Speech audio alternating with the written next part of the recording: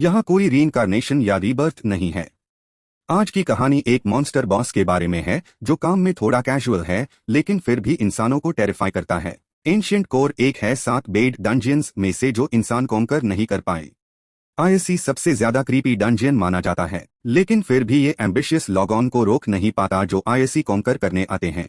74 लॉगॉन का एक ग्रुप जिसमें स्वॉर्ड्समैन, गार्ड्स और मेजेस इस डंजियन को कॉन्कर करने निकले। ग्रेट हीरो बॉन की लीडरशिप में उसका ऑरा देख के ही पता चलता है कि वो कितना पावरफुल और डोमिनेटिंग है। लेकिन डंजियन की हर्ष कंडीशंस की वजह से उनका ग्रुप 74 से घाट के अब सिर्फ 43 लॉग बचे हैं। हर रोज बहुत लॉग इंजर्ड होते हैं, एग्जॉस्टेड हो जाते हैं और बेहोश होके आगे नहीं बढ़ पाते। इस सिचुएशन में बॉन हमेशा खुद को ब्लेम करता है। वो सबसे स्ट्रांग है और सबको उसकी ट्रस्ट है यहाँ, लेकिन वो 31 लॉगॉन को प्रोटेक्ट नहीं कर पाया। अपनी पूरी कोशिश के बाद भी बॉन अपने कॉमरेड्स को बचा नहीं पाया कि जो लॉग भाग गए वो बस अपनी फिजिकल स्ट्रेंथ पर डिपेंड करके भाग पाए। फाइनली इतनी स्ट्रगल्स और सैक्रिफाइसेस के बाद एक्सपेडिशन टीम डंजियन के एंड तक पहुंच गई, यानी एंशिएंट कोर का एंड पॉइंट। उन्होंने यहाँ से बहुत सारे ट्रेजर्स कलेक्ट किए। अगर लक अच्छी हो तो यहाँ ह्यूमैनिटी की ग्रेटेस्ट अचीवमेंट्स भी मिल सकती है। उन्हें 36 वर्चू मास्टरपीसेस कहते हैं और ये जगह डंजियन मास्टर के रेस्ट करने की जगह भी है। जब वो एंड पॉइंट में एंटर करने वाले थे, अचानक एक थंडरिंग साउंड आई। पूरा ग्रुप डर गया और तुरंत डिफेंसिव बैटल पोजीशन में आ गया। लेकिन एक मोमेंट बाद वो साउंड अचानक गायब हो गई जैसे आई थी। सिचुएशन समझने के लिए ग्रुप का एक मेज थोड़ी लाइट क्रिएट करता है देखने के लिए। उन्होंने जो देखा उससे वो शॉक्ड रह गए, अपनी आंखों पर विश्वास नहीं कर पाए। वो स्वॉलो था, डंजियन का मॉन्स्टर मास्टर जो अभी ड्राउजी था नींद के बाद। पहले वाला थंडरिंग साउंड और वो शार्प स्पाइक्स का सर्कल वो एक्चुअली उसकी यौन थी और इसे यहाँ के हीरोज इतने डर गए कि भाग निकले। बेस कैंप में वापस आने के बाद पैट्रिक, जो स्वॉलो का एक एलाय है डंजियन में, बहुत गुस्से में आ गया जब यूज पता चला। एक ग्रेट डंजियन बॉस इतनी देर सो गया कि जब इंसान उसके सामने आ गए तब जाके जागा और फिर उनके सामने यौन करने लगा। ये देख के पैट्रिक बिल्कुल काम नहीं रह पाया। वो कंटिन्यूअसली स्वॉलो को क्रिटिसाइज करता रहा। पैट्रिक ने हेल्पलेसली अपना फेस कवर किया। ये सब एक लीडर के लिए बहुत एम्बेरसिंग था। उसने रिन्ने से पूछा, जो स्वॉलो की एक और एलाय है, कि वो क्या सोचती है। पैट्रिक के बिल्कुल अपोजिट, स्वॉलो के लिए जेन्युइन लव रखते हुए रिन्ने ने प्राउडली और एडमायरिंगली जवाब दिया। उसको बस स्वॉलो की कूलनेस ओवरवेल्म कर रही थी उस टाइम। सिर्फ एक यौन से इंसानों को भागा देना कोई जोक नहीं है। पैट्रिक ये देख के हेल्पलेसली स्माइल कर दिया। कोई कैसा दान, ये डंजियन तो अब प्रॉपरली काम ही नहीं कर रहा। डंजियंस के बारे में बात करें तो जनरली जब लॉग कॉन्क्वेस्ट करने जाते हैं तो फाइनल विक्ट्री इंसानों की ही होती है, क्योंकि इंसान जब चाहे टैब अटैक कर सकते हैं और मॉन्स्टर्स को हमेशा डिफेंड करना पड़ता है, जो अनफेयर है। ऑब्वियसली हर चीज में एक्सेप्शंस होते हैं। कंटिन्यूअस वॉर्स की वजह से डंजियंस बहुत पावरफुल बन गए। उस पीरियड में जब काउंटलेस डंजियंस कॉन्कर हो रहे थे, कुछ डिफिकल्ट डंजियंस इमर्ज हुए। इन्हें स्पेसिफिकली 7 ग्रेट डंजियंस कहा जाता है। ये 7 डंजियंस टेम्पररीली इंसानों ने कॉन्कर नहीं किए और इन्हें अनकॉन्करेबल माना जाता है। इन 7 नोटोरियस डंजियंस में एंशिएंट कोर सबसे क्रीपी है। बहुत सारे मॉन्स्टर्स प्रोटेक्शन करते हैं। डंजियन गार्ड्स 3 अलग पाथवेज को प्रोटेक्ट करते हैं। रेड पाथवे को एक टाइनी पर्सन गार्ड करता है, यानी मेड रिन्ने। ब्लू पाथवे को एक स्केल्टन गार्ड करता है, यानी डेथ नाइट पैट्रिक। और लास्ट राइट साइड की मेन पाथवे जो एक फिल्थी जगह है, use hundreds of disgusting tentacles guard करते हैं। फाइनली इस इम्पेनेट्रेबल फोर्ट्रेस को रूल करता है एक एंशिएंट मॉन्स्टर जो एम्पायर मिथोलॉजी की फर्स्ट पेज में है। नाम है देवरे। ये पूरी इन्फॉर्मेशन उस बुक में थी जो रिन्ने ने स्वॉलो के इंस्ट्रक्शन पर लिखी थी। बुक पब्लिश होने के बाद इस डंजियन को कॉन्कर करने वाले लोगों की संख्या काफी बढ़ गई। स्वॉलो इस रिजल्ट से बहुत सेटिस्फाइड लगा। उसको लगता है कि अगर बहुत ज्यादा मिस्ट्री हो तो कोई पास आने की हिम्मत नहीं करेगा। बस इंसानों को थोड़ी सी इन्फॉर्मेशन दे दो, फिर उन्हें लगेगा कि वो बहुत कुछ जानते हैं और वो मॉथ्स की तरह डंजियन में घुस जाएंगे बिना जाने की। हाफ इन्फॉर्मेशन तो स्वॉलो ने इंटेंशनली गलत रखी है, लेकिन उसने सोचा नहीं था कि लोग इतनी भारी संख्या में आएंगे। पहले वाले 74 हीरोज अब बस कोर्सेस का पाइल बन गए हैं स्टैक्ड। लेकिन इस बार शायद कोई लूट नहीं मिलेगा। ज्यादातर वेपन्स जो उन्होंने उसे किए थे वो टेंटिकल्स ने मेल्ट कर दिए, यूज नहीं हो सकते। रिन्ने सैडली खुद को ब्लेम करती है कि अगर वो हैंडल करती तो डैमेज नहीं होता। रिन्ने को सद देख के स्वॉलो कुछ साउंड्स करता है, फिर एक यंग बॉय की फॉर्म में ट्रांसफॉर्म होता है और जेंटली रिन्ने का सर स्ट्रोक करता है। जरूर तुम कर पाओगी। इतने वार्म और लविंग कंसोलेशन से रिन्ने बहुत खुश हो गई। उसका दिल फूलों की तरह खिल गया। लेकिन पैट्रिक ये देख के सिर्फ इरिटेशन फील करता है। क्लियरली वो मीटिंग में बैठे हैं और अचानक यहाँ रोमांस चल रहा है। दोनों का चीयरफुल एटमॉस्फेयर पैट्रिक को हेल्पलेसली हंसने पर मजबूर कर देता है। इतनी स्वीटनेस से एक स्केल्टन जैसे पैट्रिक को भी टीथ में दर्द होने लगता है, एक्चुअली पूरे स्कल में ही। Thanks for watching the video. पिछली बार जैब स्वॉलो इंसान बना था तो पूरे 10 टीथ द उसकी स्माइल से पैट्रिक की स्पाइन चिल हो गई थी। वो ये सब बोलता और हंसा, उसके जॉ बोन्स की साउंड से रिन्ने को इरिटेशन हो रही थी। रिन्ने का एक्सप्रेशन और स्वॉलो का क्यूट बिहेवियर देख के पैट्रिक इतना फेड अप हो गया कि गार्ड ड्यूटी छोड़ के मछली पालना और सब्जी उगाना चाहता है। वैसे अब बहुत मस्ती हो गई, अब सीरियस इशू पर बात करते हैं। अभी सिचुएशन ये है कि कॉन्क्वेस्ट पार्टी राइट साइड से एंटर कर रही है, लेकिन वहां के ब्लैक टेंटिकल्स बहुत इंजर्ड है, उनकी कंडीशन क्रिटिकल है। स्वॉलो यॉन करते हुए बोलता है कि उनकी चिंता करने की जरूरत नहीं क्योंकि वो टेंटिकल्स बहुत जल्दी रिकवर कर लेते हैं। अगर प्रॉब्लम हो तो थोड़ी देर मॉनिटर करो और दूसरा गार्ड ढूंढो। पैट्रिक ये सुन के सडनली रियलाइज करता है और स्वॉलो से रिक्वेस्ट करता है कि 2 और गार्ड्स हायर करो ताकि वो रेस्ट कर सके, लेकिन स्वॉलो स्ट्रेट रिफ्यूज कर देता है। प्रिंट सिचुएशन के हिसाब से लोग सिर्फ राइट एंट्रेंस से डंजियन में आएंगे। पैट्रिक को लगता है कि वो एक और कॉन्क्वेस्ट पार्टी फॉर्म कर सकते हैं जैसे प्रिडिक्ट किया था, और आजकल लॉग कम्युनिकेशन टैलिस्मान्स यूज करते हैं कांटेक्ट के लिए, तो राइट पाथ की इंफॉर्मेशन स्प्रेड हो जाएगी। स्वॉलो सुनता है और जोर से टेबल पर हाथ मारता है। वो एक स्ट्रैटेजी डिसाइड करता है और टास्क्स असाइन करता है इस तरह से। शॉर्ट में पैट्रिक और रिन्ने अपने गार्ड पोजीशंस एक्सचेंज करेंगे। स्वॉलो के स्टाइल में बताएं तो पहले रिन्ने जो रेड एंट्रेंस गार्ड कर रही है वो इन्फेक्टेड एंट्रेंस गार्ड करेगी। इसे कॉन्क्वेस्ट टीम्स सोचेंगे कि वो पाथ ओपन है और वहां जाएंगे। रिन्ने को बस प्रोटेक्ट करना है, कुछ और नहीं। पैट्रिक को रिन्ने की पहले वाली रेड एंट्रेंस असाइन हो जाएगी। जब इंसानों को पता चलेगा कि रिन्ने अब रेड एंट्रेंस पार नहीं है तो वो डायरेक्शन चेंज करेंगे। पैट्रिक वहां गार्ड करेगा। ऐसे करके वो डू अटैक वेव्स को हैंडल कर सकते हैं। पैट्रिक पूछता है कि अगर लॉग ब्लू पाथ से आए तो क्या करेंगे। स्वॉलो अचानक चुप हो जाता है, कुछ नहीं बोलते। ठीक है, सब डेस्टिनी पर है। अगर लॉग सीधा उनके पास आए तो सिचुएशन देख के रिएक्ट करेंगे। पैट्रिक को पता लग गया कि ये प्लान काफी शेकी है, लेकिन रिन्ने आईएसी परफेक्ट मंटी है। डिफिकल्ट प्रॉब्लम सॉल्व हो गई। अब बस डिसाइड करना है कि इस स्पेशल स्वॉर्ड का क्या करें। स्वॉलो कंफ्यूजडली पूछता है कि कौन सी स्वॉर्ड। पैट्रिक बताता है कि वो स्वॉर्ड जो बॉन यूज कर रहा था। वो भी एक्सपेक्ट नहीं कर रहा था कि इस बार कॉन्क्वेस्ट के लिए आने वाले लोग इतने पावरफुल होंगे। पैट्रिक थोड़ी देर देखता है, फिर कोर स्पाइल से स्वॉर्ड निकलता है। बॉन जो स्वॉर्ड यूज कर रहा था वो 36 वर्चू मास्टरपीसेस में से एक है। ह्यूमैनिटी में काफी फेमस है, लेकिन अनमेन से कुछ वेपन्स नहीं है। पैट्रिक जो स्वॉर्ड पकड़ा है वो शायद 14th आइटम है जिसका नाम तनाबिला है, और रिन्ने जो स्वॉर्ड यूज करती है वो भी 36 मास्टरपीसेस में से एक है। लगता है इस बार ह्यूमैनिटी कॉन्क्वेस्ट के लिए रेयर आइटम्स लेकर आई। इंपॉर्टेंट बात यह है कि अब तीनों के पास रेयर आइटम्स है, लेकिन क्या करें पता नहीं। अगर एंट्रेंस के पास किसी मॉन्स्टर को देंगे तो इंसान वापस ले जाएंगे, ये प्रॉब्लम होगी। इसलिए पैट्रिक सजेस्ट करता है कि स्वॉलो रखे। वैसे भी वो यहाँ का बॉस है, लेकिन स्वॉलो बहुत लेजी है तो यूज इन चीजों की जरूरत नहीं। वो जेनरसली पैट्रिक को दे देता है। पैट्रिक थोड़ा शॉक्ड हो जाता है, सोच नहीं था कि हमारा बॉस इतना जेनरस होगा। पैट्रिक बहुत खुश होकर इमोशनल मूड में एक्सेप्ट कर लेता है। स्वॉलो कहता है कि गिफ्ट लिया है तो अब वो लेटर जो रिब्स में छुपा रखा है जल्दी फाड़ दो। वो पहले से नोटिस कर रहा था। इस डंजियन का नाम एंशिएंट कोर है, जिसके बारे में लोग बोलते हैं कि एक स्कैरी ड्वार्फ मेड है, एक डेथ ऑरा वाला डेथ नाइट है और एक जायंट एंशिएंट मॉन्स्टर सो रहा है। लेकिन किसी को पता नहीं कि एक्चुअली रिन्ने एक सनफ्लावर है जो सिर्फ अपने मास्टर की तरफ देखती है, या पैट्रिक जो डंजियन में अकेला सेंसिबल है जो कंटिन्यूअसली कंप्लेन करता है, और एक एंशिएंट बॉस जो बहुत लेजी है और एक्सट्रीमली कैजुअल लाइफस्टाइल जीता है। सबसे वैल्यूएबल स्वॉर्ड पैट्रिक को दे दी गई, लेकिन बाकी वेपन्स अभी भी अनप्रोसेस्ड है। स्वॉलो कहता है कि पहले की तरह करो, जो यूजलेस आइटम्स है उन्हें बेट की तरह उसे करो नेक्स्ट कॉन्क्वेस्ट टीम के लिए। रिन्ने खुशी से बॉस के ऑर्डर्स फॉलो करती है। इंपॉर्टेंट प्रॉब्लम है मैजिक आइटम्स।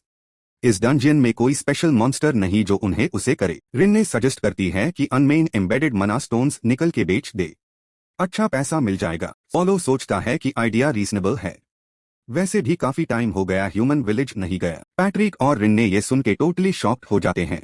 अस ट्रांसफॉर्मेशन एबिलिटी से जो 6 फिंगर्स 10 टीथ या टेल शो करती है, अगर वो ह्यूमन वर्ल्ड में जाए तो लॉग टेरिफाइड हो जाएंगे। कोई ऑप्शन नहीं बचा तो देवरे कॉम्प्रोमाइज करता है और रिन्ने को इस बार जाने देता है।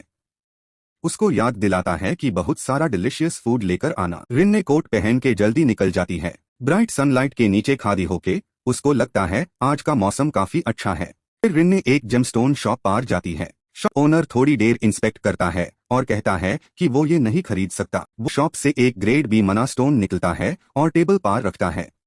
इतना छोटा स्टोन है, लेकिन एक कॉमन पर्सन को 10 साल लगेंगे एक स्टोन खरीदने में। और रिन ने जो स्टोन्स लाई है वो साइज में बहुत बड़े हैं। ऐसे स्टोन्स सिर्फ रॉयल मेजेस या high level magic tower mazes high use कर सकते हैं। शॉप ओनर सजेस्ट करता है कि रिन ने कैपिटल जाए और रॉयल पैलेस से कॉन्ट्रैक्टेड ज्वेलर या मैजिक टावर ब्रांच से माइल इन स्टोन्स को बेचने के लिए। रिन ने थोड़ा सोचती है और मैजिक टावर जाने डिसाइड करती है, क्योंकि कैपिटल डोर है। दिल से नहीं चाहती, लेकिन मास्टर डिवारर के लिए थोड़ा मेहनत कर लेती है। फिर रिन ने टर्न करके चली जाती है। जाने से पहले शॉप ओनर को टिप के लिए एक मना स्टोन दे जाती है, यूजफुल इंफॉर्मेशन डीन के लिए। शॉप ओनर रिन्ने को जाते हुए देखता है। उसको लगता है लड़की थोड़ी स्ट्रेंज है। कोई नहीं होता जो इतनी बेसिक इंफॉर्मेशन नहीं जानता। थोड़ी देर बाद रिन्ने मैजिक टावर ब्रांच पहुंच जाती है। गार्ड की गाइडेंस में मना स्टोन्स बेचने के लिए गिल्ड मास्टर से मिलना पड़ेगा। रिन्ने यहाँ के लोगों की डायरेक्शंस फॉलो करती है। चलते हुए वो सराउंडिंग्स ऑब्जर्व करती है। उसको लगता है ह्यूमन मैजिक टावर का स्ट्रक्चर डंजियन जैसा ही है। डिजाइन ऐसे है कि टावर मास्टर सबसे ऊपर वाले फ्लोर पर रहता है। थोड़ी देर चल के रिन्ने गिल्ड मास्टर के पास पहुंच जाती है। उसका नाम ग्रोमिस अमोर है। मिलते ही अमोर को रिन्ने स्पेशल लगती है, क्योंकि उसमें इम्प्रेसिव अमाउंट ऑफ मना है। वो कहती है कि पहले तो रिन्ने को इग्नोर करने वाली थी, लेकिन जब सुना कि वो मना स्टोन्स का पायल लेकर आई है तो डिसाइड चेंज हो गया। अमोर थोड़े कॉन्टेम्पचुअस टोन और एक्सप्रेशन से कहती है कि उम्मीद है रिन्ने हाई क्वालिटी मना स्टोन्स लाई है जो उनकी स्टेटस के वर्दी हो। ये देख के रिन्ने तुरंत बैग से मना पायल अमोर के सामने पोर कर देती है, उसका मुंह बंद करने के लिए। देखते ही अमोर का फेस और थॉट्स चेंज हो जाते हैं। सोचा नहीं था कि ये ग्रेड ए मना स्टोन्स है, हाईएस्ट क्वालिटी वाले स्टोन्स। इनकी क्वालिटी कंपेयर की जा सकती है सबसे top tier grade A stones से। क्लियरली ये कोई बच्चा नहीं पा सकता। अमोर केयरफुली देखती है तो रिन्ने के सिल्वर हेयर नोटिस करती है। एम्पायर की 8 ग्रेट फैमिलीज में से एक फैमिली का हेयर कलर सिल्वर है। अमोर को शक है कि शायद अस फैमिली की बेटी घर से भाग गई और सीक्रेटली मना स्टोन्स बेचने आई है। यही एक पॉसिबल और रीजनेबल एक्सप्लेनेशन है जो अमोर के दिमाग में आती है। अगर सच है तो सामने एक नोबल लेडी खड़ी है। ये वर्ल्ड डार्क और कॉम्प्लेक्स है तो रैंडमली एक्शन नहीं ले सकते। सोच के अमोर का एटीट्यूड इंस्टेंटली 180 डिग्री चेंज हो जाता है। वो कहती है कि यहाँ के रेयर मना स्टोन्स खरीदना चाहती है, 50 गोल्ड पर स्टोन और 80 गोल्ड स्पेशल हाई क्वालिटी वाले स्टोन्स के लिए। रिन्ने प्राइस सन के नंबर्स कैलकुलेट करने लगती है। उसको शॉप ओनर की बात याद आती है और वो रिकैलकुलेट करती है। एक कॉमन पर्सन साल में 10 गोल्ड कमाता है तो 10 साल में 100 गोल्ड। क्लियरली अमोर प्राइस मैनिपुलेट कर रही है। अमोर को पता चल गया कि उसका ट्रिक एक्सपोज हो गया तो वो ऑकवर्ड हो जाती है। वो एक्सप्लेन करती है कि ये स्टोन्स बहुत रेयर है, ब्रांच के सारे पैसे से भी सब स्टोन्स नहीं खरीद सकती। रिन्ने कहती है तो जितना हो सके उतना खरीद लो, लेकिन अमोर ऐसे रेयर आइटम्स हाथ से जाने नहीं दे सकती। पहले वो रिन्ने को 2000 गोल्ड का पाउच देती है, फिर सजेस्ट करती है कि बाकी मना स्टोन्स के बदले इक्विवेलेंट वैल्यू की आइटम्स देगी। रिन्ने डाउटफुली आइटम्स की क्वालिटी के बारे में पूछती है। उन्हें इजीली बेचना पॉसिबल होना चाहिए तभी लेगी, और रिन्ने को अश्योर करती है। फिर उसको एक सीक्रेट प्लेस पर ले जाती है। नॉर्मली यहाँ आउटसाइडर्स को एंट्री नहीं अलाउड, लेकिन रिन्ने स्पेशल है तो एक्सेप्शन है। ये जगह मैजिक टावर की स्टोरेज है, सभी रेयर आइटम्स यहाँ स्टोर्ड है। और एक एक करके वैल्यूएबल आइटम्स रिन्ने को इंट्रोड्यूस करती है। नेक्स्ट है एक लिविंग ब्लैक ग्लास ऑर्ब।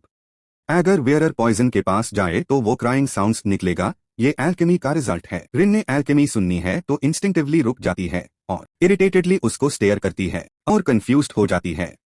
शायद इस वर्ल्ड में एल्केमी क्लीन फील्ड नहीं है। बहुत लोग इसे डिस्गस्टिंग मानते हैं। फिर अमोर रिन्ने को एक pink sparkling heart shaped gemstone दिखाती है। इसको पिंक लव स्टोन कहते हैं, एक ट्रेजर जो लव को रियलिटी बना सकता है। अगर अपने क्रश के सामने स्टोन में मना पोर करो तो अंदर की सोल दोनों को एटर्नल लव देगी। किसी के साथ भी। रिन्ने ये सुनता है तो उसकी आंखें चमक उठी। एक रोमांटिक ड्रीमी सोल वाली लड़की के लिए ये रेयर आइटम मिस नहीं कर सकती। बिना सोचे रिन्ने डिसाइड करती है कि ये स्टोन लेनी ही है। रिन्ने को पिंक लव स्टोन चाहिए देख के अमोर थोड़ा बिजनेस टैक्टिक्स यूज करती है। वो प्रिटेंड करती है कि ये बहुत रेयर आइटम है, पोजेस करना डिफिकल्ट है, क्योंकि ये एम्परर का दिल भी जीत सकता है, इसलिए प्राइसलेस है। रिन्ने सुन के थोड़ा पॉज करती है। फाइनली दिल से नहीं चाहती लेकिन स्टोन के लिए रिन्ने एक बोल्ड डिसीजन लेती है। वो अपने पास से कुछ निकालती है जो देख के अमोर का फेस पेल हो जाता है। रिन्ने अपना वेपन एक्सचेंज करना चाहती है जो 36 मास्टरपीसेस में से एक है, पिंक लव स्टोन के लिए। चैप्टर 3 गिल्ड से आवाज आती है। गिल्ड मास्टर रूम के अंदर एक यंग मैन जो असिस्टेंट लगता है हेजिटेंटली पूछता है कि क्या सच में क्रिस्टल एक्सचेंज कर डोज। गिल्ड मास्टर रिलैक्स्ड और सेटिस्फाइड लग रही है अनलाइक उसके कंसर्न। वो फर्मली कहती है तो क्या। असिस्टेंट ये सुन के पैनिक कर जाता है। वो क्वेश्चन करता है कि क्या तुम्हें पता नहीं वो क्या आइटम है। अगर तुम लड़की को ऐसे भगा दोगी तो जरूर वो मर जाएगी। गिल्ड मास्टर को कुछ फर्क नहीं पड़ता। वो हाथ में मैग्नीफाइंग ग्लास घूमते हुए कहती है क्या। गिल्ड मास्टर खुशी से बैठ के अपने एक्वायर्ड जेमस्टोन्स देखती है। कहती है कि वो नाइव नोबल लेडी जो चाहती थी वो एक्सचेंज कर चुकी है और वो सच में एक्सपेंसिव था। असिस्टेंट फिर भी वरीड है लेकिन क्या कहे समझ नहीं आ रहा। बस हेजिटेंटली कहता है फिर भी। गिल्ड मास्टर असिस्टेंट से इम्पेशेंट हो जाती है। वो हाथ में जेमस्टोन देखते हुए मिस्टेरियस एक्सप्रेशन से कहती है सुनो, चिंता मत करो, कोई प्रॉब्लम नहीं होगी। वो अनफॉर्चुनेट लड़की कर्ज लिफ्ट होते ही मर जाएगी, उसका क्रश भी, तो कोई ट्रेस नहीं बचेगा। इस वक्त रिन्ने वापस जाने के रास्ते पर है। वो गिल्ड मास्टर से जो आइटम एक्सचेंज की है उसे पकड़ के खुशी से स्माइल कर रही है जैसे कोई ट्रेजर मिला हो। यूज पता नहीं कि अंदर खतरनाक डेंजर छुपा है। यंग असिस्टेंट गिल्ड मास्टर की बात सुन के आगे क्वेश्चन नहीं करता, बस इतना कहता है मैं नहीं जानता वो कौन है, लेकिन उनके लिए बहुत दुख फील करता हूं। सीन शिफ्ट होता है चेते कैसल, 7 ग्रेट डंजियंस में से एक। कैसल के आसपास एक ग्लूमी हॉन्टिंग एटमॉस्फेयर है। कैसल के अंदर इस वक्त एक वुमन हाथ में सिजर्स और कोम्ब पकड़े हैं। वो एक्सप्रेशनलेस बोलती है इंसान का एंड मौत है। फिर उसने कैंची उठाई और डिसाइसिवली एक स्ट्रोक में काट दिया। बालों का एक छोटा सा बंच इमीडिएटली गिर गया। रेनी इस वक्त शीशा के सामने ओबीडियंटली बैठी थी। उस लाल बालों वाली वुमन को अपने बाल काटने दे रही थी। उसने यूज अफेक्शन भरी नजर से देखा और माफी मांगते हुए कहा, मैं माफी चाहती हूं कि मैं बिना बताए आ गई। मैं आपकी बहुत ज्यादा मेहरबान हूं, आप हमेशा मेरी हेल्प करती है। वो औरत बालों को कॉन्सेंट्रेट करके काट रही थी। रेनी की ये बात सुनकर उसने तुरंत यूज कंफर्ट किया। अरे पड़ोसी तो एक दूसरे का ख्याल रखते हैं ना। ये औरत एक्चुअली शैडो डंजियन की बॉस थी, ऑस्बेट बैटरी। उसने रेनी को एक जेंटल स्माइल दी और स्पॉन्टेनियसली उसकी तारीफ की। और वैसे भी मैं तुम्हारा क्यूट चेहरा देखना बहुत पसंद करती हूँ रेनी। ऑस्बेट फ्लावरी वर्ड्स यूज करके रेनी से बातें करती रही। चाहे मैं कुछ भी करूँ तुम फिर भी ब्यूटीफुल रहोगी। ये शब्दों से वो छोटी बच्ची शर्मा गई, लाल हो गई, पता नहीं कैसे जवाब दे। उसने सिजर्स नीचे रख दिए और आगे बोली, सच में ऐसे वक्त पर मेन अनड्वार्व्स से जेलस हो जाती हूँ। फिर ऑस्बेट ने रेनी का छोटा सा चेहरा अपने हाथों में ले लिया। कौन सोचेगा कि रेनी को प्रेस मिली तो उसने भी ऑस्बेट को देखा और कॉम्प्लीमेंट किया। वो भी बहुत यंग लगती है मिस बैटरी। उसकी स्किन तो रेनी से भी ज्यादा फेयर है। ऑस्बेट ने रेनी के बाल काटने कंप्लीट कर लिए हैं, अब वो क्लीन अप करने लग गई है। रेनी की बात सुन के खुशी से जवाब देती है, ओह माय गॉड, आप बहुत बोल रही है। आपको पता है एक दिन में मुझे कितना ब्लड और कॉस्मेटिक्स यूज करना पड़ता है। उसकी बातों के साथ ही अस कॉर्नर में पॉट पैन बर्तन सब खून से सेन डर्टी एक के ऊपर एक पाइलअप ह्यू रखे हैं। सीन काफी क्रीपी लगता है, स्कैरी। अचानक रेनी अपनी कुर्सी से उठी और मिरर के सामने से चली गई।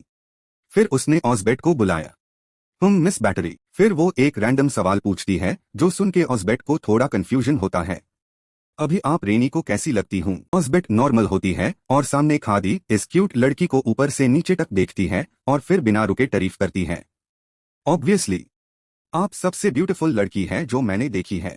कहते हुए वो पास आती है और हल्के से रेनी के शोल्डर पे हाथ रखती है। मेन गारंटी देती हूँ, ऑस्बेट बोलती है और मिरर में क्यूट शर्मा रही लाल चेहरे वाली लड़की की तरफ पॉइंट करती है। कोई भी आपकी इस लुक को रिजेक्ट नहीं करेगा। रेनी ये सुन के शर्माते हुए हंसती है। ही है ऑस्बेट कहने के बाद अपना क्लीन अप काम कंटिन्यू करती है। वो साफ करते हुए जैसे कुछ याद आती है और रेनी से पूछती है, वैसे आपने इतना तैयार क्यों किया है। ऑस्बेट खुद हाई गेस करती है, ये मत कहना कि आप प्रपोज करने वाली है। रेनी इस वक्त अपनी इमेज मिरर में गो रही है। फिर अचानक वो गिल्ड मास्टर से मिला हुआ हार्ट शेप्ड जेम अपने हाथ में लेकर देखती है। लिप्स से बड़ा बड़ा बोलती है, प्रपोज करना। फिर रेनी अचानक जोर से हंसती है। वो अपना हंसता हुआ चेहरा ऑस्बेट की तरफ घुमाती है और उसके उस मजाकिया सवाल का लाउड जवाब देती है, हाँ मैं प्रपोज करूंगी। ऑस्बेट अचानक ये सुननी है तो रुक जाती है। कंफ्यूज्ड होकर रेनी को देखती है जो अपने आप में खुश है। रेनी को पूछा जाता है तो उसकी आंखों में दीवानगी आ जाती है। लॉर्ड देवरे। रेनी का ये जवाब ऑसबेट को शॉक पार्ट 2 देता है। वो अपने मूड को डिस्क्राइब नहीं कर सकती जब उसने रेनी के मुंह से ये नाम सुना। ऑसबेट दार के मारे कांपते हुए पूछती है, रेनी, आप मजाक क्यों सीरियस फेस के साथ कर रही है? क्योंकि आप शॉर्ट हाइट की है। रेनी का चेहरा डिटर्मिनेशन से भरा है। मैं मजाक नहीं कर रही, मैं उन्हें प्रपोज करूंगी। ऑसबेट देवरे की शक्ल याद करके हिल जाती है। हेल्पलेस होकर बोलती है, उनमें ऐसा क्या है जो आपको पसंद है? मुझे तो कुछ भी अट्रैक्टिव नहीं लगता। लेकिन रेनी अपनी जगह पे अठी हुई है लॉर्ड देवरे पे। लेकिन मुझे उनके बारे में बहुत कुछ पसंद है। वो स्ट्रांग है। ऑसबेट भी हेल्पलेसली साथ देती है। स्ट्रांग? हाँ, मुझे लगता है वो दुनिया के सबसे स्ट्रांग इंसान है। लेकिन देवरे की आदत याद आने पे वो रोक नहीं पाती और बुराई करने लगती है। लेकिन उनकी लेजीनेस ने सब कुछ बर्बाद कर दिया है। क्योंकि वो खमियां जो कोई एक्सेप्ट नहीं कर सकता, रेनी उन्हें अट्रैक्शन के तौर पे, उनकी कैपेबिलिटी के तौर पे रिस्पेक्ट और प्यार से बताती है। हाँ, वो बहुत बड़े और ह्यूज हैं।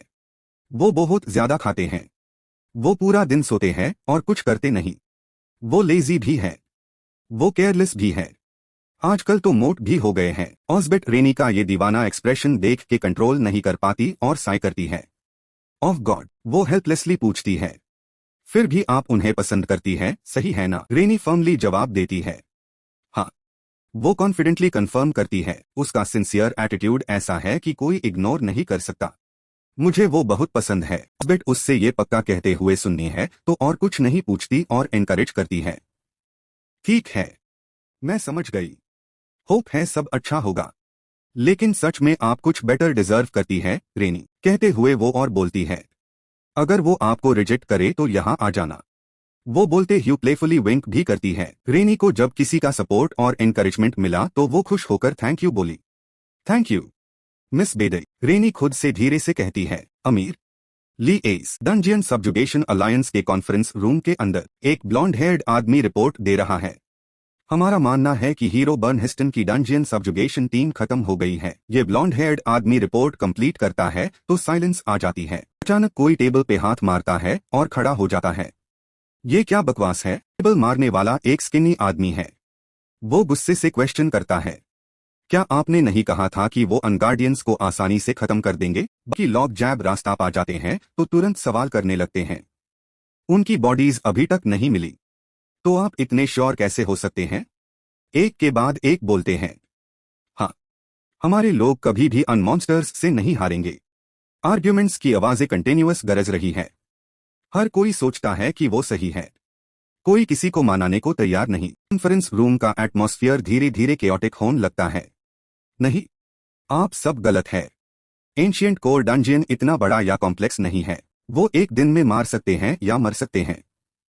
किसी ने भी उस इंसान पे ध्यान नहीं दिया जो प्रिसाइडिंग सीट पे बैठा हुआ कुछ नहीं बोल रहा बल्कि कुछ सोच रहा था। वो याद करता है, 2 दिन हो गए हैं जब हमने उनसे लास्ट बार सुना था। वो वर्स्ट केस सोचने की हिम्मत नहीं करता। वो लोग लगभग, ये 2 शब्द मर गए उसके दिमाग में गहरे से घुस गए हैं। वो दांत पीस के सामने के लोगों को देखता है। यही सोच रहे हैं ये लोग। तब वो अपना सर उठाता है और उस ब्लॉन्ड हेयर्ड आदमी से पूछता है जो न्यूज लाया था, तो उनकी सीक्रेट स्वॉर्ड 36 वर्चुअस मास्टरपीस का क्या हुआ? वो थोड़ी देर चुप रहता है फिर हिचकिचते हुए रिपोर्ट करता है, मैजिक कम्युनिकेशन बंद हो गई जब वो एंशिएंट कोर के सेंटर में पहुंचे थे, इसलिए जब तक वो वहां वापस नहीं जा सकते। टैब 14th मास्टरपीस तनाबेला वापस लेना नामुमकिन है। प्रिसाइडिंग सीट वाला इंसान ये सुन के सरप्राइज्ड नहीं होता लेकिन काफी डिसअपॉइंटेड लगता है। मैं समझ गया। बाकी लोग ये सुन के फिर से डिस्कशन करने लगते हैं। नहीं, तो हमें जल्दी से। एक नीले बालों वाला आदमी खड़ा हुआ और अपनी सोच शेयर की। आप डंजियन में नहीं जा सकते। खुद लॉर्ड बॉन की आर्मी भी यूज पनिश नहीं कर पाई। बेस्ट तो यही है कि इसे छोड़ दो ताकि ह्यूम और ज्यादा लोगों को सैक्रिफाइस ना करना पड़े। वो अभी बोला ही था कि तुरंत किसी ने प्रोटेस्ट किया। नहीं, हम ऐसे हार नहीं मान सकते। अगर लॉर्ड बॉन बॉस से लड़े हैं तो उन्होंने ब्रेवली यूज इंजर किया होगा। बिल्कुल सही, वो हीरो बॉन है ना। बाकी लोग डिस्कशन कंटिन्यू करते हैं। जरूर वो अपने वोन्स लिक कर रहा होगा। और डंजियन को भी रीअरेंज होना चाहिए जैसे हमने कहा था। क्या हमें एक साथ गैदर करके यूज सब्जुगेट नहीं करना चाहिए? लीडर नर्वस होकर पैजीन पैजीन हो जाता है। वो सोचता है, हमने एक सबसे वैल्यूएबल रॉयल हीरो और एक वर्चुअस मास्टरपीस खो दिया।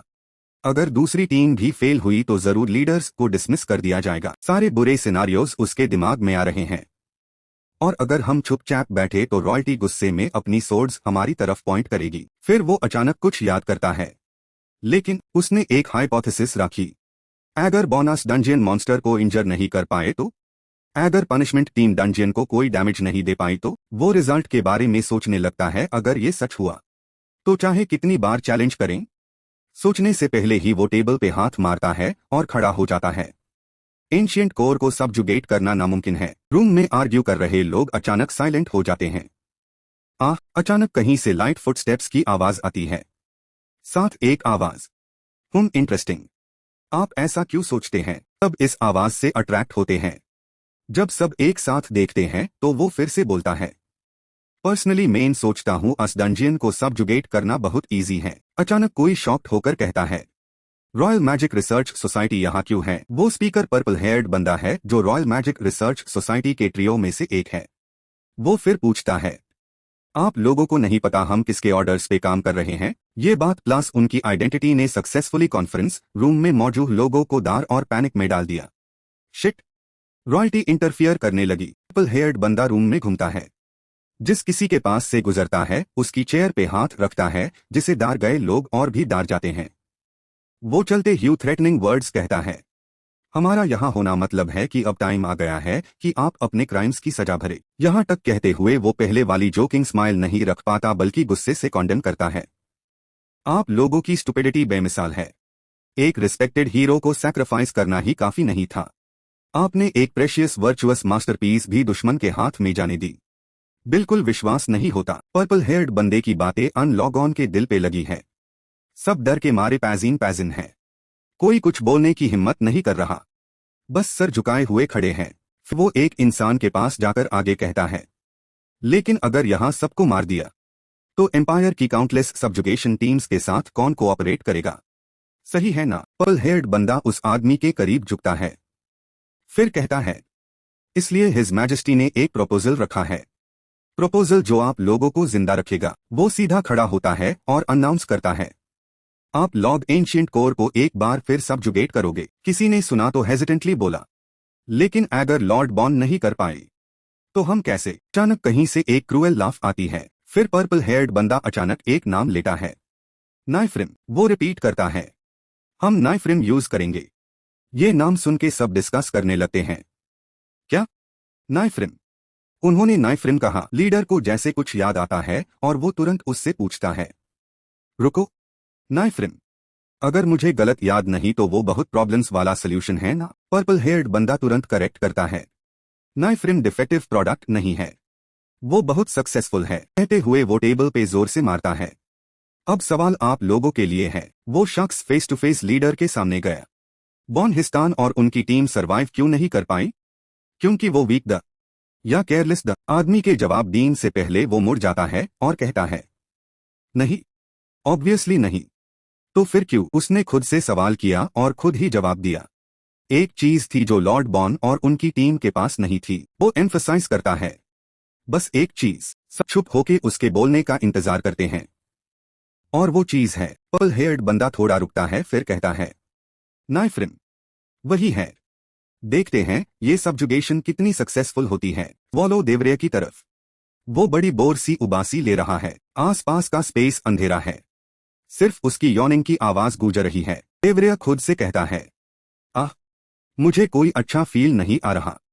मुझे लग रहा है जैसे इस बार बड़ी तूफान आएगी। फिर वो एक और जोर की यौन लेता है जो उससे ओरिजिनल फॉर्म में वापस ले आती है। क्या मुझे कोल्ड हो गया है? चैप्टर 4। स्वॉलो देवरिया जमीन पे पड़ा हुआ कंप्लेन कर रहा है, मैं ये काम नहीं करना चाहता बिल्कुल भी, लेकिन वो ह्यूमंस कभी भी यहाँ आ सकते हैं। अगर मैंने पेट्रोल और लेट किया तो पैट्रिक मुझे डांटेगा। यहाँ तक कहते हुए वो अपने दिमाग में पैट्रिक की इमेज इमेजिन करता है। वो सिर्फ एक स्केल्टन है, लेकिन फिर भी वो मुझे इतना डराता है। देवरिया करवट लेता है, मुंह से बरबराना बीएनडी नहीं करता। वो बसा एक स्केल्टन है, फिर भी आखिर। Thanks for watching the video. में उससे पेट्रोल के लिए उठना पड़ता है प्लान के मुताबिक, बहुत टायर्ड होने के बावजूद। वो किसी जगह के बारे में सोचने की कोशिश करता है जहां जा सके। मैंने सुना है वो ह्यूमंस सीवेज ड्रेनेज से जा रहे हैं। शायद मैं वहां जाऊं, देखता हूं। एक जगह जिसे एंशिएंट गार्डियन कोर कहा जाता है। 16 टेंटिकल्स। देवरिया सीधा अंदर जाता है। वो बेड टेंटिकल्स पूरे रास्ते में